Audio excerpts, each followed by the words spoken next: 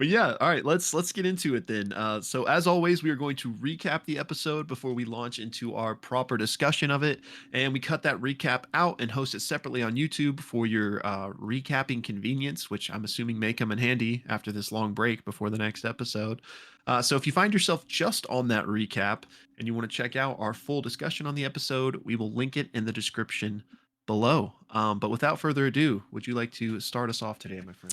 Yes. So this was episode 14, the end of the first arc of The Wizard, the Witch, and the Wild One. There is an ocean vaster than this one. And if you remember the cliffhanger from the previous episode, we had Ursulon coming up to meet Moro, who had created this huge whirlpool in the ocean to come down and essentially attack Naram. And as Ursulon successfully grapples Moro, the whirlpool slams shut, presumably drowns all the other wizards that were descending with him. And we partially leave this moment to go back to Suvi, who is being held in the grip of the Strangler. And Suvi is realizing that there is essentially no hope of stopping Orima, that her fury is too great and that Port Talon is going to be overrun. And so Suvi ultimately realizes the only hope there is for this town is to essentially lead Orima's stranglers away over to Naram in the ocean. And she does a couple of things. First of all, she tries to tell the Azure Battalion to stand down. However, she rolls pretty terribly for that. In fact, if you don't recall, she was rolling pretty awful through this entire saga of these 3 episodes. So no different here, still rolling terribly. But then she also has a perception check of an 18 to the Strangler that's holding her. And if you recall, the Strangler believes that she is Naram. And so she decides to essentially take the, or not necessarily take the Strangler, grab the Strangler and kind of pull on and be like, come on, and then jump on her horse and start galloping towards the harbor. Orima can't seem to hear Suvi in the sense of Orima, we get some dialogue from Brennan that's basically like, Naram, talk to me. Naram, where are you going? What are you doing? And essentially all of the Stranglers and the Kudzu basically freak out and begin to chase after Suvi, who is galloping away on her horse. Going a little bit out of order of what happened, but just in terms of simplicity of the recap, there is also going to be Archmage Galani who shows up, who's kind of like, okay, what are we doing? And Suvi is like, we have to take Orima to Naram. It's really the only hope for the city. And so she continues to gallop through and basically is trying to get there as fast as possible while also navigating the presumably evacuated sections of the city. She continues to roll terribly. I think at one point she had an opportunity to escape the grasp of the Andre and rolled a 4 or a 6 or something. She's pulled off. Bad. She's pulled off her horse. And I don't remember if Galani was helping lead them on or not, but there is a moment where Galani blows open a portion of the wall to help more of the Kudzu and the Stranglers come through just to get to Naram faster. And also there's this moment where Suvi is essentially trying to talk to Orima, can't figure out why it's not working, and she looks down and sees the pendant from her mother sitting on her neck and realizes that this thing is, as we know, enchanted to prevent spirits from essentially to be invisible to the spirits. She rips it off.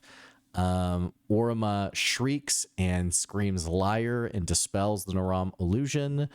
We'll come back to that in a moment. We go back to Ursulon, who is essentially at the bottom of the ocean with Moro, and Moro is panicking, is essentially drowning, and realizes that Ursulon was a spirit basically the entire time. And in this moment, with one last action, decides to cast Disintegrate on a level 1, actually level 2 paladin. And fortunately, Naram, boom, level 9 counterspell. And it's basically like, Moro, I don't think so. Um, it was a very cool moment. Um, Also, there is this moment where Ursulon decides to pin Moro to the ocean floor. He drives Wavebreaker through his clothes. And as this happens, the coral sort of rises up from the ocean floor and forms like this coral hand that grabs Moro and essentially like pins him to the bottom of the ocean floor. And there is essentially this moment where Naram is basically like, Naram is insightful to Ursulon, struggling to figure out, do I kill Moro or do I not? Is that the right thing to do? Is that the honorable thing to do? Ursulon's conflicted. And so Naram basically says, hey, it doesn't get any easier than this. But essentially opts to cast a magical spell that creates gills on Moro's neck, and Moro is able to breathe underwater and is essentially left there for presumably eternity to be imprisoned at the bottom of the ocean and to basically think about what he did. There's also this really cool dialogue between Naram and Ursulon where, or actually that's later, excuse me. Ame, though, is also going to reach out to Naram and is basically like, hey, we need some help here. This is getting a bit wild. And Naram essentially is like, we've done what we can to save the town of Port Talon. However, basically, I'm on my way.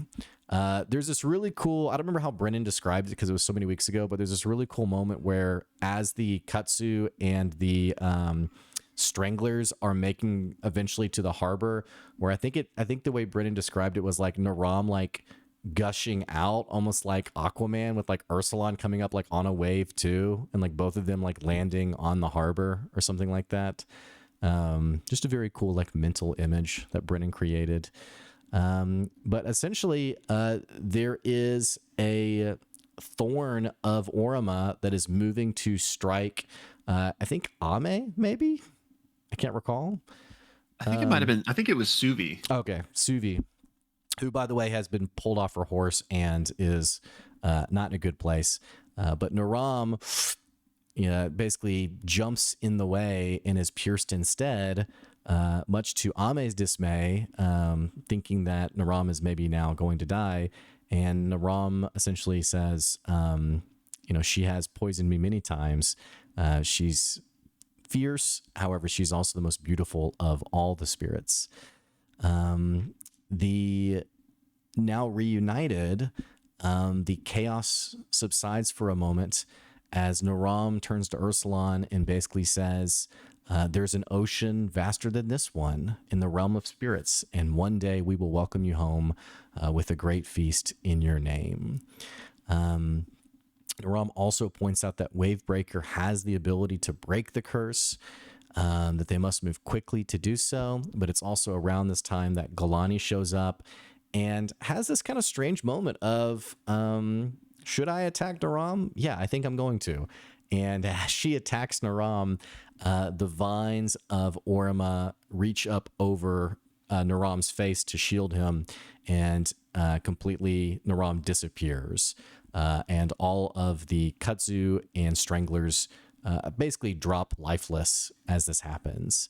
And Orima and Naram are gone. Do you want to take it from there? Yes, and I looked it up. I was incorrect. It is Ame. Orima is like Okay. attacking Suvi because of the liar thing, because she was Right. disguised as Naram. But then Ame, I think, commands her to like stop. Like Ame's trying to help Right. Suvi, and then Orima like turns her attention to Ame. Yeah, and Orima uses a legendary resistance for whatever this command spell was. So Yeah. So anyway. she's trying to pierce Ame, and Naram blocks it for her. So yeah, like Blake said, Naram kind of teleports away. The Undre collapse. The Kudzu goes inanimate, and Suvi kind of like runs and turns the corner and sees Ame and Ursulon standing there. They quickly kind of check in on each other, but they're not alone, so they can't really kind of like fully fill each other in. But Ursulon lays on hands on Suvi, and he describes that she feels like the warmth of the fire from home, and she tells him, she's so sorry. Ame then addresses this crowd that's kind of gathered around, the crowd that she had previously been trying to like create a shrine earlier, and I don't know if it was this episode or the one before. Um, but she addresses them and says, Naram is who taught your ancestors to fish. Orima is the one who's protected these walls for generations. You have forgotten the ways. Like, we have not tended to the shrines or given them the respect they deserve. We cannot control the spirits. We can only work with them. And I can't remember the type of check, but Brennan has her make some sort of check. It might have been persuasion. She hits a 24. So the people remove their hats and bow in respect, and a very old woman kind of steps forth from out of the crowd, and she grabs Ame's hand and she begins to sing, and then everyone begins to join in, and then production wise this song actually plays within the episode, and it was amazing, beautiful moment. So we kind of have the song play, and as it ends, Galani walks up. She and Sui catch up. They think that Moro is presumed dead. Galani thanks Ame for tending to the citizenry of Port Talon, and then basically tells Suvi, like, hey, get your things. Like, you're coming to stay in the governor's mansion now. And Suvi's like, yes, of course. And don't worry, like, I'll explain everything to Steel. So Ame speaks with some elders, excuse me, in the village to explain to them, here's how to best tend to the shrines and make offerings. And Ursulon, meanwhile, is still feeling his breath kind of for the first time in so long, Mhm. feeling the source of his magic, and he feels alive. And as he's feeling this, he looks down and sees that, he's wearing his glamour. But this is just a thing that he wears. The thing that he is this quiet thing inside of himself that he has now regained. Um, so we cut back to the governor's mansion with Suvi arriving back. She starts to read the book, her parents' book that she was reading earlier. But as she does this, or before she does this, she mends her necklace that she kind of ripped off during the Orima scene, and she mends it in the same way she used to see her mother mend things, which Mhm. was like a shortened version of the mending spell, just to make it kind of slightly quicker for really small items. So Suvi does that, and then she begins reading the book. She has to make some checks here, and she continues rolling poorly. Um, but so she's looking at it and going through this book, and that's when Ursulon comes back into the room, and she asks what happened, and they kind of catch each other up on everything that was going on. And he says, I broke the coral ring, and then I remembered this encounter with Naram from when I was a kid, and I realized I couldn't just wait until Steel got here. Like, I had to go help him. Then Ame enters the room, and there's a quick, brief little bit where the fox like thinks he's dying from eating so many fish. Um, but Ame notices there that Ursulon smells different, and he tells them that he reconnected with his breath while with Naram. Conversation then quickly turns to breaking the curse on Ame, and Ursulon picks up Wavebreaker and begins just kind of waving it around, unsure of how this curse breaking power works. So he rolls a perception check and realizes the difference between now and when he felt connected to his breath under the sea is that he's expecting something now instead of it just kind of happening naturally, like Mhm. with the divine smite. The conversation gets very phallic around now, as sword play is compared to impotence. But Ursulon concentrates, and Brennan kind of gets them back on track. And he thinks back to when, or how he felt when Ame first told him that he had a quest and that he was honorable. And as he's thinking about those things, he just brings the sword down slowly towards Ame, and he recalls the joy he felt with Naram as a cub, the joy he felt in summer with Ame and Suvi, and the weight of honor and the weight of a quest, and the ever present shame he's felt and failure. Um, but how those things, he's always felt like they were the constant companions of honor. But for the first time he met honor, or excuse me, the first time he met honor, there was no shame. It was just joy. Mhm. So as he's thinking about these things, the sword alights, and he feels this connection to joy and honor and life and quests. And there are two forms of magic as he moves forward, one lighter and one deeper and more profound. And Brennan asks, which one do you follow? And Lou says he follows the deeper. So he asks for a con save and a wisdom save from Ame. And she rolls a nat 20 and a 9. So Ursulon feels himself cut something. Um, and we've got perception Choose checks, I death. think, from Ursulon. Yeah, Nice. and Arcana from Suvi. Suvi rolls a nat 1, but Ursulon rolls a dirty 20. And he can tell that he's removed the curse. However, as it comes undone, Ame feels something kind of like sliding within her, and she's like filling with like a poisonous feeling. So Brennan does this really cool. He says, "Okay, I'm going to let you assign the two rolls you just rolled, the nat 20 and the 9. Um, and because you hit a nat 20, I'm going to kind of tell you what's at stake." He says, "If you fail the wisdom save, that means the curse will take something with it as it's extracted. But if you use the nat 20 here, you lose nothing. But if you fail the con save, that means something will happen to your body. But if you use the nat 20 here, nothing will happen to your body." So does she want to pay the toll with her mind or her body, essentially? And she decides to pay the toll with her body because her mind is what makes her a witch. So as this curse is rended from her, her body shudders with pain. She collapses, begins vomiting this black bile. The fox starts freaking out, and Ame is like seizing on the floor.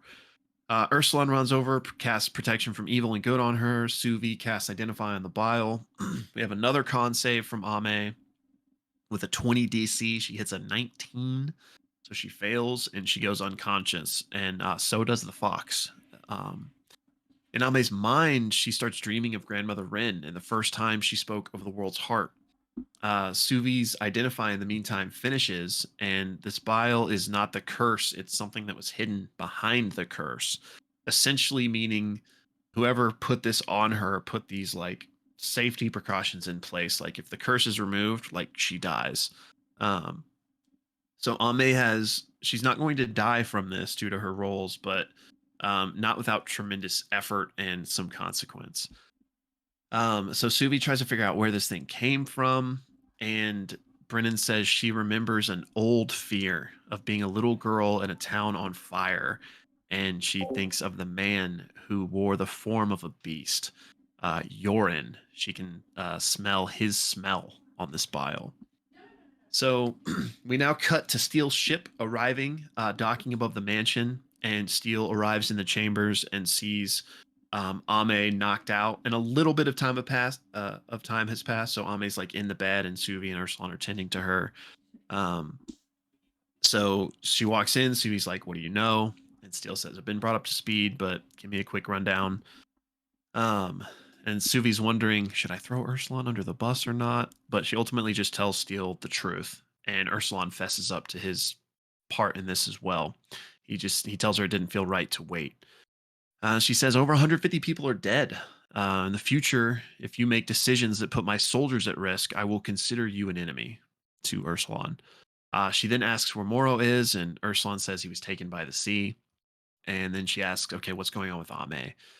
They tell her that they removed the curse, and she says, "Oh, so glad you didn't wait for me and use the vast resources of the Citadel to help with this." Um, but Subi just kind of cuts through her sarcasm and is like, "Hey, where the heck is Yorin?"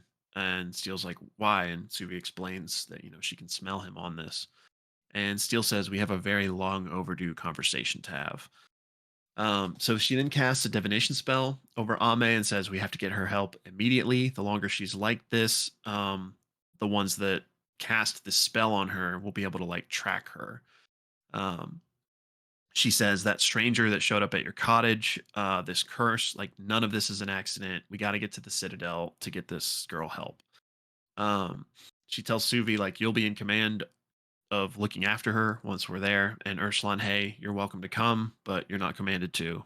And he says, "You would be a guest of the Citadel, beholden to our rules, but not under our command."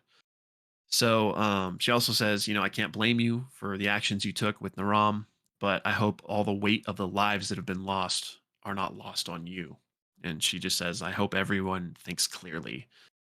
Um, Suvi then briefly tells her that Galani was like an exemplary wizard throughout this crisis, and Brennan has her make an insight check, and she can tell that Steele is really surprised that Suvi is complimenting another wizard, and that there's a pride there, like a growth and maturity that she recognizes that Steele is really proud of her for. And she's also glad that Galani, she now knows, is someone she could trust.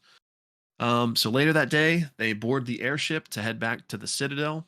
As they travel, there's an Arcana check from Suvi, and after about 3 days of travel, she realizes they leave the sea and instead hit this vast ocean of sand. Um, During the travel time, she starts reading her parents' book again and comes across a note in her father's handwriting. And this is very like technical and very like deep lore. But essentially, what it is she's dissecting these notes her father was making about these reflexive, indicative, like spell casting notes, like when you speak these things and how it affects the spell. And essentially, that there was one symbol that he deemed unnecessary, like you could omit it. Um, and Suvi's like, "What? Like you can't omit that. You need that." And she's like, "How could I? What can I test this on? My father's notes here that I could see if he's right." And it's in this moment that she realizes she already knows this is the same thing as the shortened mending spell that she casted earlier that she copied from her mother. It removes this very thing that her father is talking about. It's at this point that she hears a knock at the door, and Steele's like, "Hey, we're about to be here. We arrive in an hour." And Steele's like, "We should talk. It's been a long time coming, but it never felt like the right moment." And she says, "It's about the night that I last saw your parents. I need to tell you about Yoren." And that's where the episode ends, and the first arc of The Wizard, the Witch, and the Wild One ends. And y'all, thank you for bearing with me. I know that was a lot of information there at the end. But again, episode 14 of The Wizard, the Witch, and the Wild One. And if you want to see our full discussion, it will be linked down in the description below. Yeah, don't forget to jump into our Discord either. By the way, we mentioned the Discord for the watch party, but we talk about Worlds Beyond in there as well. So feel free to join us there, or in the comments below.